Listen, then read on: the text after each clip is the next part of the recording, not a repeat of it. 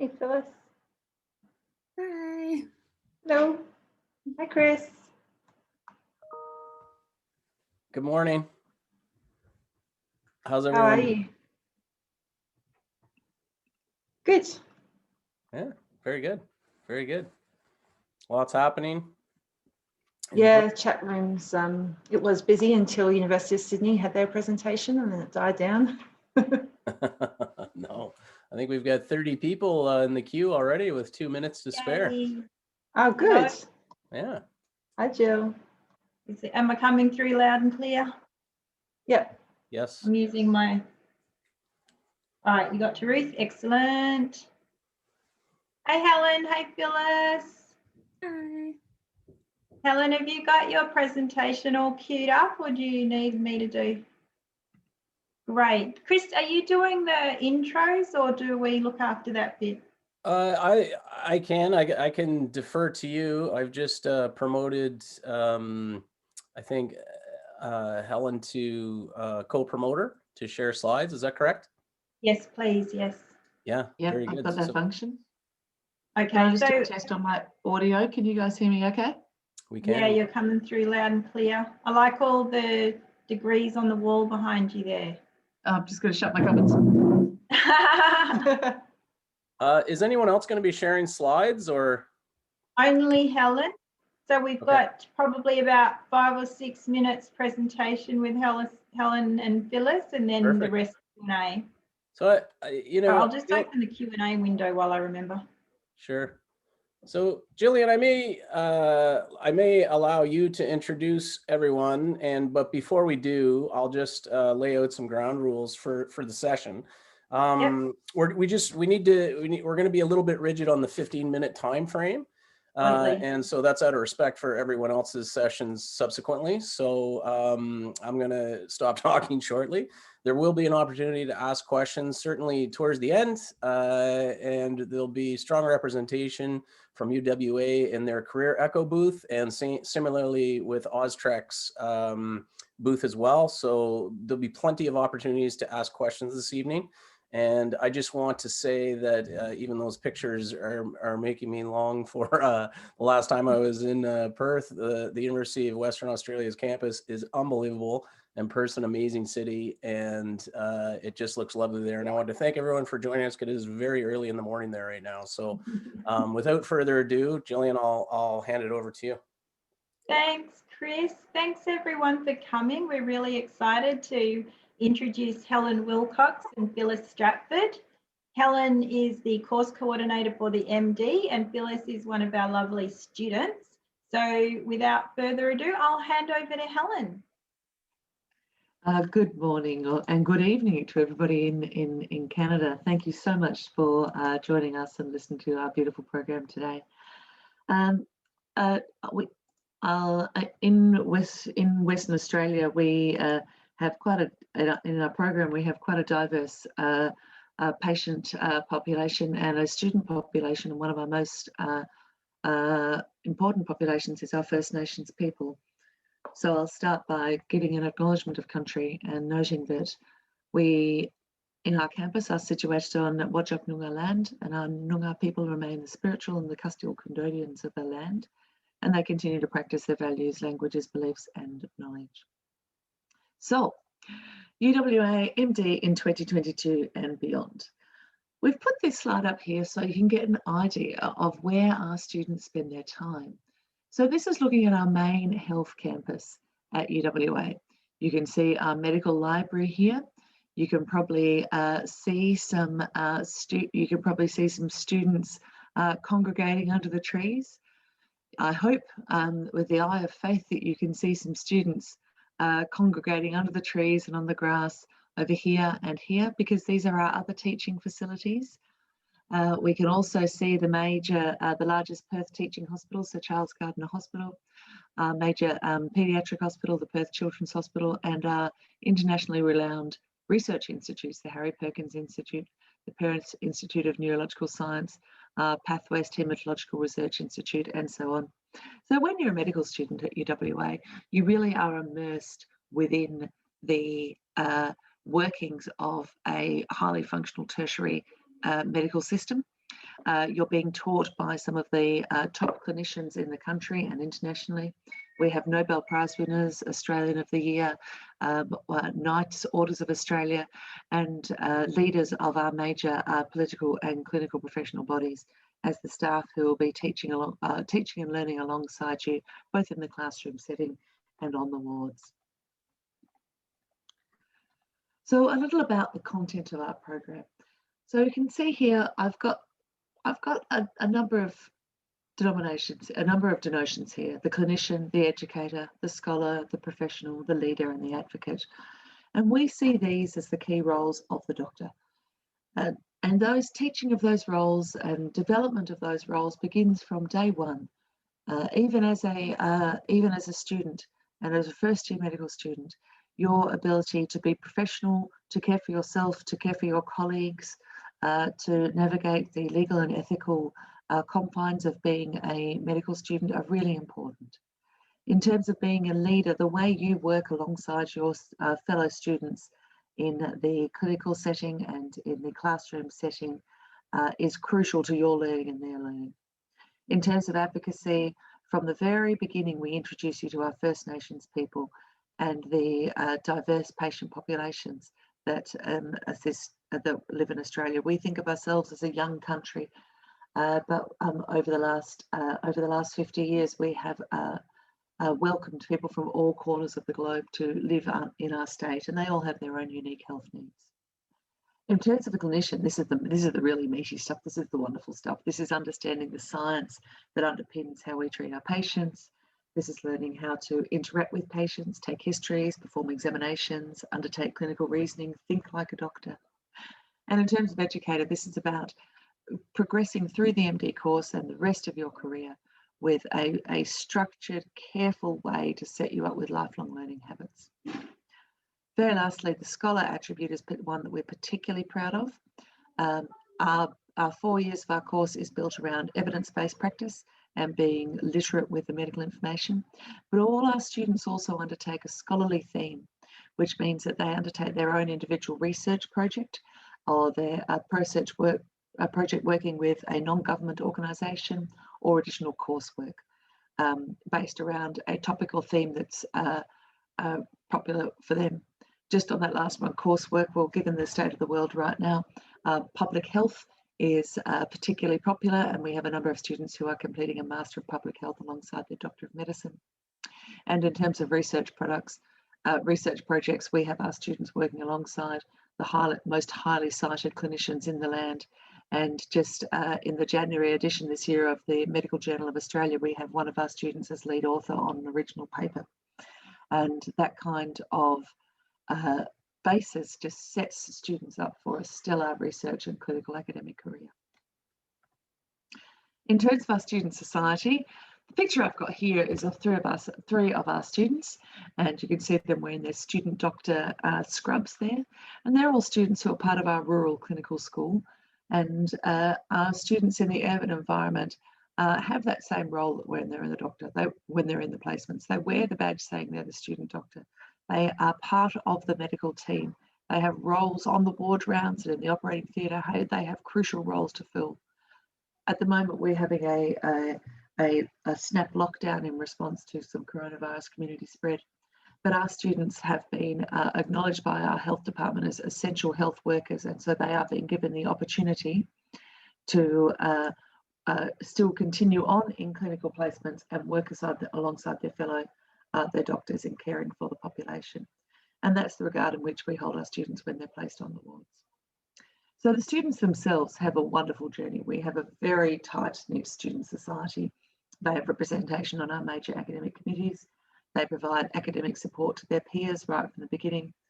They have a number of global and local health advocacy arms that might relate to refugee health, and might relate to maternal and child health, might relate to sexually transmitted diseases and youth mental health. And they also have a extensive program of social and sport events. And we have sporting events, football against, as well as others against our 2 other medical schools. And it's critically important to me as course coordinator that we come out on top when it comes to those football and basketball and soccer events. I'm conscious that it's now time for me to start to take questions from the floor. And Phyllis, thank you so much for joining us today. Let's manage these questions between ourselves so we can tell other people more about our program. All right, we've got a question from Liam asking whether international students complete core or elective rotations. Can they do that in Canada or the US? Absolutely. So all our students will undertake an elective between years 3 and year 4, and that can be undertaken anywhere in the state or the city, or indeed anywhere in the world. And we already have students in 2021, February 2021, planning electives at the 2021-2022 period in Canada and the US. Our core units need to be undertaken in Western Australia, and that's because our degree befits you to be able to provide medical care to the Australian population. And our Australian context is critically important to understanding medicine as it is presented. But the elective provides you ample opportunity to return home and work within the health system that you may be working in the future.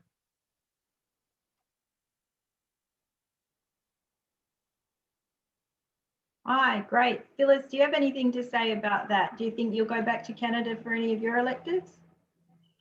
Well, unfortunately, because of the situation, our elective actually didn't go through, but I was planning on it, yes. And actually a number of students in my cohort were planning on going to Canada, whether it be Toronto or Vancouver. And a lot of them were thinking of the States as well, going down there. And I've talked to upper years and they said it was a wonderful experience. The healthcare system is very similar between the two, but at the same time, you do get to experience medicine in another country, and I heard it was very worthwhile. Well, hopefully we'll get this pandemic under control and our future students will have those opportunities. We've just been asked about the approximate number of international students. We do have a quota of 30 in the MD for international students, and usually around 10 of those are available for graduate entry. And the minimum GPA for anonymous attendee is 5.5 out of a scale of 7. So if you want to ask detailed questions about GPA, I'll invite you back into the Career Echo chat room and you can hit us up about those. All right.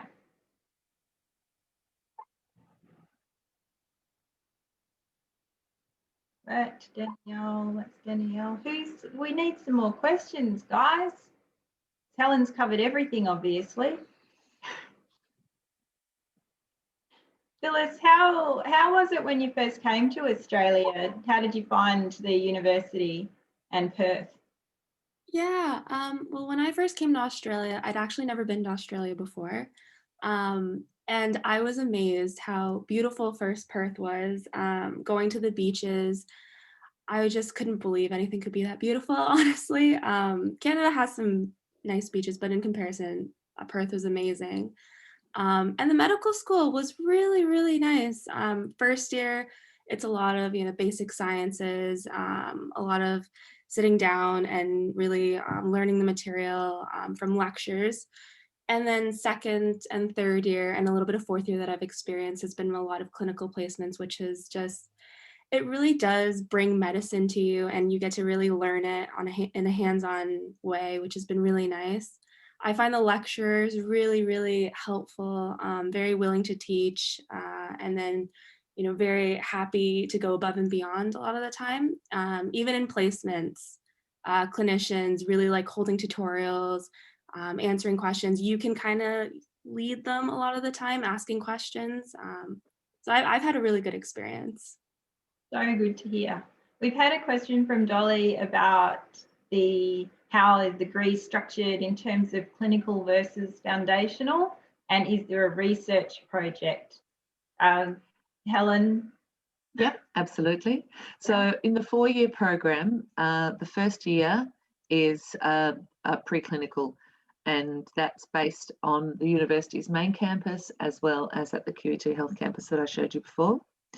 And that program consists of scientific knowledge and learning clinical skills and learning professional attributes integrated together, built around a sort of curriculum of what we think are the core conditions and the core presentations that student doctors need to be familiar with. And then second year starts with a 12-week introduction to the clinical environment, where students learn about different more complex multi-system complaints and get ready to work on the wards. And then year 2 and 3 and 4 are spent in clinical placements environments in hospitals and in community general practice centres. And as the learning in those increases in complexity, so the first year placements are in quite general surgery and general medicine, whereas the final year patients are in more acute care, emergency medicine, ICU, palliative care, oncology, and the like. And we're getting some queries about internships and the match rates. So that's something that's outside my area of expertise. We're also asking whether research activities will increase your chances of getting into an internship. Yes, and that recalls the answer of the second part of the previous question, which was yes, that scholarly activity that I spoke of is a 2-year-long research project which is undertaken in year 3 and 4 of the medical program. And so yes, individual or group-based original research is part of our program.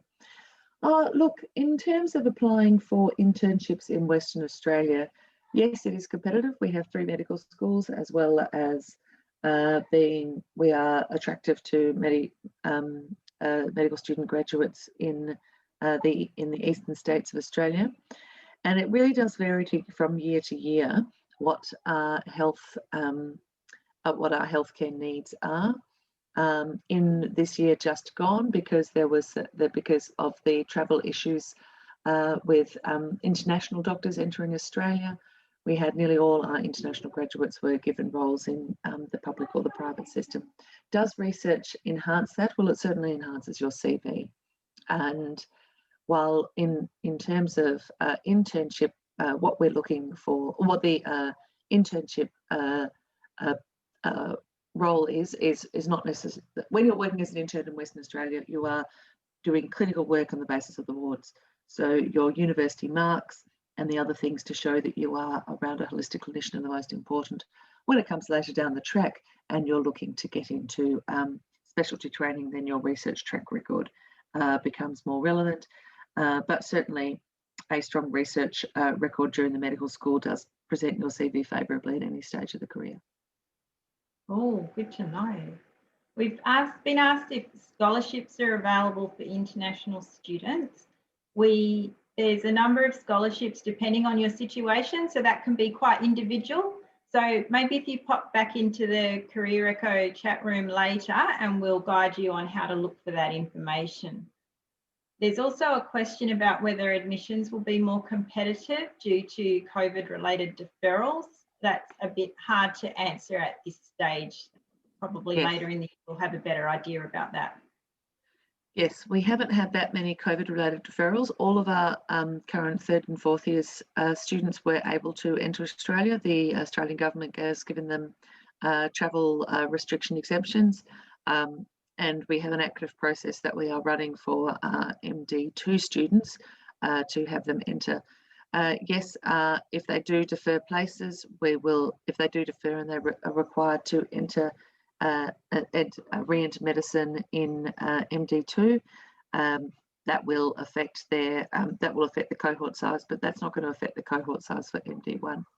Most of our students doing MD1 in 2021 actually remained in Australia, and we have only a very small number who have needed to take leave and enter next year. So I think it is highly likely that we will still be offering international entry places for new students in 2022. Great. Phyllis, what are you doing for your scholarly activity, if you don't mind me asking?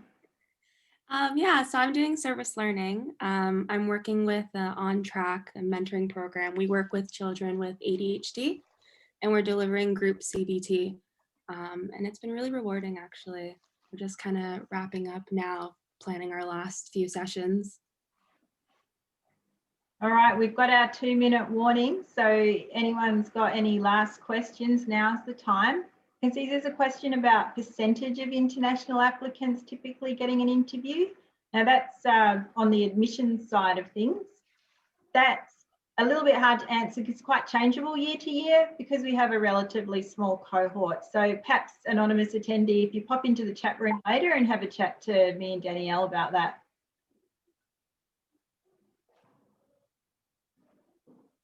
Any last queries? Phyllis, Helen, got any last messages for our friends in Canada? Only that we do a lot of work from the get-go to really ensure that our international students are welcomed and integrated into our cohort. So we set up all our student groups for our tutorials such that we have a balance of domestic and international students. We set up our student groups for our clerkships, so working in the hospitals, so there is a balance of domestic and international students, and the international students come from all the different countries that make up our MD population. We have an international student officer on our medical students society, and we are bringing on an international student sub-dean to provide some academic monitoring and pastoral care to our international students. So it's very important to me as program director that when our students start the course, they start in the right environment and that they feel supported and nurtured and encouraged from the very beginning, and they get into the kind of habits that will set them up throughout the course. So I feel that we do provide a supportive experience for our international students, and that's something that's really important to me to continue as we go along. All right, I can see we're about to be cut off. Any last message from Phyllis? Yeah, just building on that, as an international student, I think especially this year, definitely felt the support, definitely felt like we were thought of and not being able to go home. And honestly, coming to Perth, it was a wonderful decision. I think it's probably one of my best decisions I've ever made. Don't regret it, still learning a lot, and definitely recommend for anyone who's interested. Right, thanks so much. We're so happy to have you both here in person. Thanks. Thank you. Chris. No more questions coming through, but we'll be in the chat room if anyone's got questions. So no, thank you all we're running for on attending. time. Yeah, have a good day, have a good evening. Thank you.